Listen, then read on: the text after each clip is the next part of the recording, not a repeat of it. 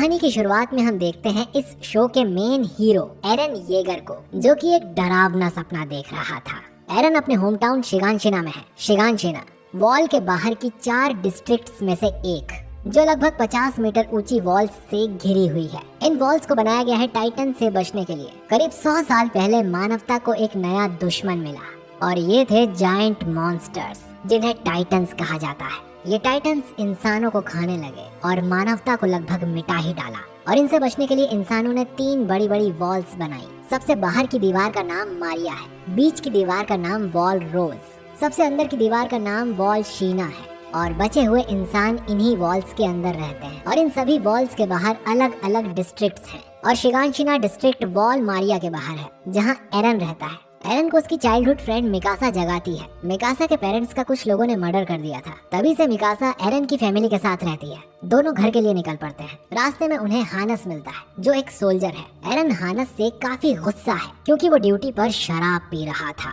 और क्योंकि 100 सालों से कोई भी टाइटन इन वॉल्स को तोड़कर अंदर नहीं आ सका था, तो इन सोल्जर्स को वैसे भी कोई काम नहीं है। इसके बाद स्काउट रेजिमेंट दीवारों के बाहर से आते हैं। अब हमें यहाँ पर मिलिट्री स्ट्रक्चर को समझना होगा। जिसे भी सोल्जर बनना होता है, उसे 3 साल तक मिलिट्री ट्रेनिंग एकेडमी ज्वाइन करनी पड़ती है। और 3 साल बाद इन्हें चुनाव करना होता है कि इन्हें कौन सी मिलिट्री ब्रांच ज्वाइन करना है। यहाँ पर 3 ब्रांच है। पहली द रॉयल गार्ड, जिनका काम है राजधानी में रहकर राजा को प्रोटेक्ट करना। दूसरी गैरिसन रेजिमेंट, इनका काम है वॉल्स के अंदर शांति बनाए रखना और लोगों को प्रोटेक्ट करना। तीसरी स्काउट्स रेजिमेंट, जिसमें सबसे काबिल और बहादुर सोल्जर्स होते हैं। इनका काम होता है वॉल्स के बाहर जाकर टाइटन्स की जानकारी इकट्ठा करना और जरूरत पड़ने पर उन्हें मारना, क्योंकि ये वाला रेजिमेंट टाइटन से सीधे टक्कर लेता है। सबसे ज्यादा मौत भी इसी ब्रांच में होती है। जब भी ये अपने मिशन से वापस आते हैं, तो इनके आधे से ज्यादा मेंबर्स गायब होते हैं या बुरी तरह घायल होते हैं। इस बार भी ऐसा ही हुआ है। 80% सोल्जर वापस ही नहीं आए। लेकिन ये सब देखकर भी एरन बिल्कुल नहीं डरता। वो स्काउट्स को असली हीरो मानता है और बड़ा होकर वो स्काउट रेजिमेंट को ही ज्वाइन करना चाहता है। घर जाने के बाद मिकासा एरन के पेरेंट्स को बता देती है कि वो स्काउट्स ज्वाइन करना चाहता है, लेकिन उसकी मॉम इसके लिए उसे साफ मना कर देती है। वहीं उसके डैड, जो कुछ दिनों के लिए बाहर जा रहे थे, कहते हैं कि वो वापस आकर एरन को घर के बेसमेंट का सीक्रेट बताएंगे। इसके बाद एरन और मिकासा अपने अच्छे दोस्त आर्मिन के पास जाते हैं। आर्मिन कहता है कि वो भी एक दिन वॉल्स के बाहर जाकर दुनिया देखना चाहता है, खासकर वो समुद्र देखना चाहता है। और तीनों डिसाइड करते हैं कि एक दिन वो दीवारों का शहर छोड़ देंगे और समुद्र को एक साथ देखेंगे। और तभी एक धमाका होता है। एक बहुत बड़ा टाइटन, जो कि वॉल्स से बड़ा था, वहाँ आ चुका था। इसका नाम कोलोसल टाइटन है। ये टाइटन दीवार में एक लात मार के एक बड़ा छेद कर देता है और सैकड़ों टाइटन्स शहर के अंदर आ जाते हैं और चारों तरफ तबाही और मौत का तांडव होने लगता है। एरन और मिकासा भागकर अपने घर जाते हैं, लेकिन तब तक बहुत देर हो चुकी थी। एरन की माँ घर के मलबे में दब चुकी थी। अचानक हानस वहाँ आ जाता है। एरन अपनी माँ को बचाने के लिए उसे चिल्लाता है, लेकिन उसका सामना एक डरावने टाइटन से हो जाता है और वो एरन और मिकासा को उठाकर वहाँ से भागने लगता है। वो टाइटन एरन की माँ को उठाकर खा लेती है। एरन अपनी आंखों के सामने अपनी माँ को मरते हुए देखता है। अब बचे हुए लोग भागकर पहली वॉल मारिया के अंदर जाने लगते हैं, लेकिन तभी एक और टाइटन आता है। इसका नाम आर्मर टाइटन है और ये सीधा वॉल मारिया के मेन गेट को तोड़ देता है और टाइटन्स वॉल मारिया के अंदर भी आ जाते हैं। अब बचे हुए लोगों को दूसरी वॉल रोज के अंदर जाना पड़ता है। गुस्से से भरा हुआ एरन कसम खाता है कि वो सारे टाइटन्स को खत्म कर देगा। 2 साल बाद एरन, मिकासा और आर्मिन मिलिट्री ट्रेनिंग ज्वाइन करते हैं। यहाँ पर उन्हें 3 साल तक ट्रेनिंग करनी है। यहाँ पर हमें कुछ साइड कैरेक्टर्स मिलते हैं। शांत लेकिन फाइट में माहिर एनी, खाने की शौकीन साशा, छोटा और मजाकिया कॉनी, दयालु और मासूम क्रिस्टा, स्मार्ट और तेज जीन, अच्छा बंदा मार्को, खामोश रहने वाला राइनर और उसका दोस्त बेर्थॉल्ट, और खड़ूस ईमिर। सभी लोग एक दूसरे को जानने लगते हैं। ट्रेनिंग में इन्हें सिखाते हैं कि टाइटन्स माइंडलेस और स्लो होते हैं और उन्हें मारने का एक ही तरीका है, उनकी गर्दन के पीछे के हिस्से को काटना। कहीं और काटने पर वो नहीं मरेंगे, क्योंकि वो अपने बॉडी पार्ट्स रीजनरेट कर सकते हैं। इसके लिए उन्हें ओडीएम गियर यूज करना सिखाया जाता है, जिससे ये काफी तेजी से डायरेक्शन चेंज कर सकते हैं। और मिकासा इसे आसानी से मास्टर कर लेती है और सभी इसे यूज करना सीख जाते हैं, सिवाय एरन के। रात को एरन अपने साथियों से पूछता है कि वो फेल क्यों हो रहा है, और फिर वो रैनर और बेर्थॉल्ट से पूछते हैं। अब वो उसे हेल्प तो नहीं कर सकते, पर उनकी कहानी भी एरन जैसी ही है। उनके छोटे से गांव को भी टाइटन्स ने बर्बाद कर दिया था और इन लोगों ने भी टाइटंस के डर को करीब से देखा था। ये चारों बात करते हुए बाहर जाते हैं, जहाँ राइनर बताता है कि ये सब खत्म होने के बाद वो बस अपने होमलैंड जाना चाहता है। वो एरन से पूछता है कि वो क्या चाहता है, जिस पर एरन जवाब देता है कि वो सभी टाइटंस को मिटा देना चाहता है। चारों ने अपने गोल्स चुन लिए थे। अगली सुबह एरन थोड़ी देर के लिए अपने आप को संभाल लेता है, लेकिन फिर से गिर जाता है। कमांडर उसे एक नया बेल्ट पहनने को कहते हैं और इसके बाद एरन को कोई परेशानी नहीं होती। एरन की पुरानी बेल्ट किसी कारण से टूटी हुई थी। 3 साल बाद सभी अपनी ट्रेनिंग कंप्लीट कर लेते हैं। टॉप 10 में थे Krista, Sasha, Connie, Marco, Jean, Eren, Annie, Bertholdt, Reiner और मिकासा। कुछ टाइम बाद उन्हें ये डिसाइड करना था कि उन्हें मिलिट्री की कौन सी ब्रांच में जाना है, लेकिन अभी के लिए उन्हें ट्रोस्ट जिले में भेजा जाता है एक्सपीरियंस के लिए। एरन, मिकासा और आर्मिन फैसला करते हैं कि वो स्काउट्स रेजिमेंट को ज्वाइन करेंगे और साथ मिलकर समुद्र देखेंगे। अगले दिन उन्हें यहाँ हानस मिलता है। हानस माफी मांगता है कि वो उस दिन एरन की माँ को बचा नहीं सका। इनका पूरा ग्रुप वॉल के ऊपर पेट्रोलिंग करने लगता है और सब कुछ सही जा रहा था। एरन के दिमाग में यही सब चल रहा था कि टाइटंस को इंसान हरा देंगे और इंसान की ही जीत होगी कि तभी एरन के पीछे कोलोसल टाइटन प्रकट होता है और इस वॉल का मेन गेट तोड़ देता है। साथ ही वॉल पर रखी कैनन को भी डिस्ट्रॉय कर देता है, जिसका मतलब ये टाइटन दूसरों की तरह नासमझ नहीं है और इंटेलिजेंट है। एरन पूरे गुस्से में उस पर अटैक करता है, लेकिन वो हवा में गायब हो जाता है। टाइटंस ट्रोस्ट शहर के अंदर घुसना शुरू कर देते हैं, जबकि स्काउट्स किसी मिशन से बाहर गए हुए थे। अब गैरिसन रेजिमेंट और एरन के ग्रुप को ही इनसे लड़ना होगा। सभी को अलग अलग ग्रुप्स में बांट दिया जाता है और सभी टाइटंस पर अटैक कर देते हैं, लेकिन टाइटंस कई सारे सोल्जर्स को एक एक करके मारने लगते हैं। इनके सर पर मौत नाच रही थी। ये सब देखकर आर्मिन भी डर के पैरालाइज हो जाता है और टाइटन आर्मिन को उठा के खाने लगता है, लेकिन तभी एरन वहाँ आ जाता है और आर्मिन को बचा लेता है। लेकिन एरन खुद नहीं बच पाता और टाइटन उसे खा जाता है और शो का मेन हीरो मारा जाता है। हर कोई डरा हुआ था। कुछ लड़ रहे थे, कुछ छुप रहे थे और कुछ लोग तो सुसाइड भी कर रहे थे। मिकासा को भी एरन की ही चिंता हो रही थी, लेकिन जब वो आर्मिन के पास जाती है तो उसे पता चलता है कि एरन मर चुका है। मिकासा आर्मिन से कहती है सब ठीक हो जाएगा और बचे हुए लोगों को मोटिवेट करती है टाइटन से लड़ने के लिए और खुद भी टाइटंस को मारती है, लेकिन उसके ओडियन गियर की गैस खत्म हो जाती है और वो जमीन पर गिर जाती है। मिकासा टाइटंस से घिर जाती है और वो अपनी सारी उम्मीद खो चुकी होती है, लेकिन मिकासा अपनी टूटी ब्लेड से भी लड़ने के लिए खड़ी हो जाती है। जैसे ही वो टाइटन मिकासा को खाने वाला था, एक दूसरा टाइटन कहीं से आता है और उस टाइटन को मार देता है। ऐसा पहली बार हुआ था कि एक टाइटन दूसरे टाइटन को मार रहा था। आर्मिन मिकासा को रेस्क्यू कर लेता है और नया टाइटन दूसरे टाइटन्स को मारना जारी रखता है। आर्मिन बाकी के ग्रुप के साथ प्लान बनाता है कि उन्हें इस नए टाइटन का यूज करना चाहिए बाकी के टाइटन्स को भगाने के लिए, लेकिन नया टाइटन अपनी लिमिट पर पहुंच जाता है और दूसरे टाइटन्स उसे खाने लगते हैं और नया टाइटन गिर जाता है।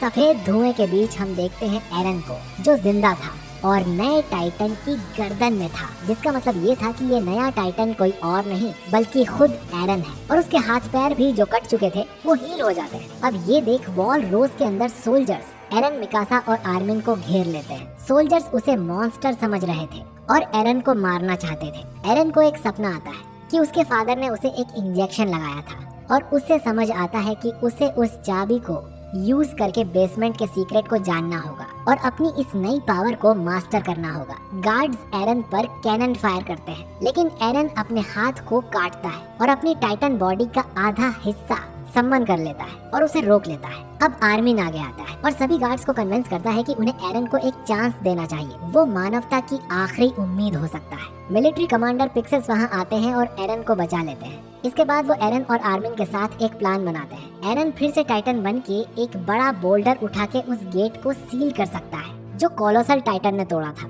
जिससे बाकी टाइटन्स अंदर नहीं आ पाएंगे।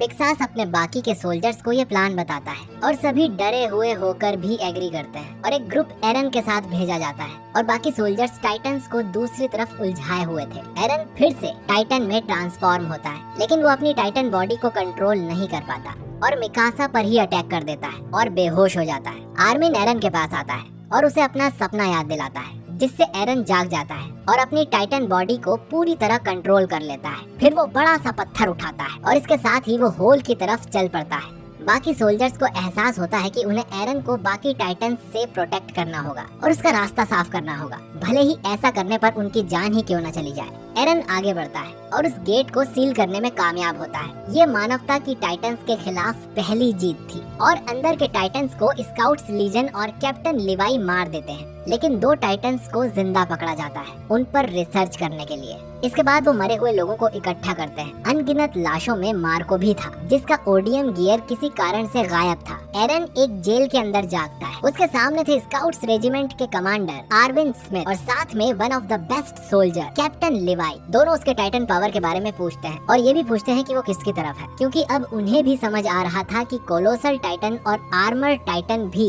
एरन की तरह टाइटन शिफ्टर है। एरन ये कहता है कि टाइटन पावर का राज उसके घर के बेसमेंट में हो सकता है और वो स्काउट्स रेजिमेंट को ज्वाइन करना चाहता है ताकि सभी टाइटंस को मार सके। आर्विन एरन पर भरोसा कर उसे स्काउट्स में शामिल कर लेता, लेकिन अभी एरन का कोर्ट में ट्रायल होना था। कुछ दिनों बाद सर्वे कॉर्प्स की लीडर माइक के साथ एरन को जेल से निकाल कोर्ट रूम ले जाते हैं। मिलिट्री रैंक्स एरन को मारने को कहते हैं, लेकिन आर्विन कहता है कि वो एरन को यूज कर शिगानशिना डिस्ट्रिक्ट भी वापस ले सकते हैं। इसके बाद कैप्टन लिवाई एरन को बुरी तरह पीट देता है कुछ मुंह में घुसेड़ा, उसके बाद मेरी बत्ती गुल हो गई और ये कहता है कि एरन ने कुछ भी गलत किया तो उसे तुरंत मार देगा। इससे सहमत होकर एरन को स्काउट्स के हवाले कर दिया जाता है और एरन लिवाई स्क्वाड ज्वाइन करता है, जिसमें इनके अलावा थे ऑल्बो, गंथर, एल्ड और पेट्रा। ये अपने पुराने हेडक्वार्टर्स में जाते हैं। यहाँ हांजी एरन को अपने एक्सपेरिमेंट्स के बारे में बताती है जो उसने उन दोनों टाइटन पे किया था। उन्हें पता चला कि टाइटन्स बिना सनलाइट के रुक जाते हैं और उन्हें जिंदा रहने के लिए सनलाइट के अलावा और कुछ नहीं चाहिए,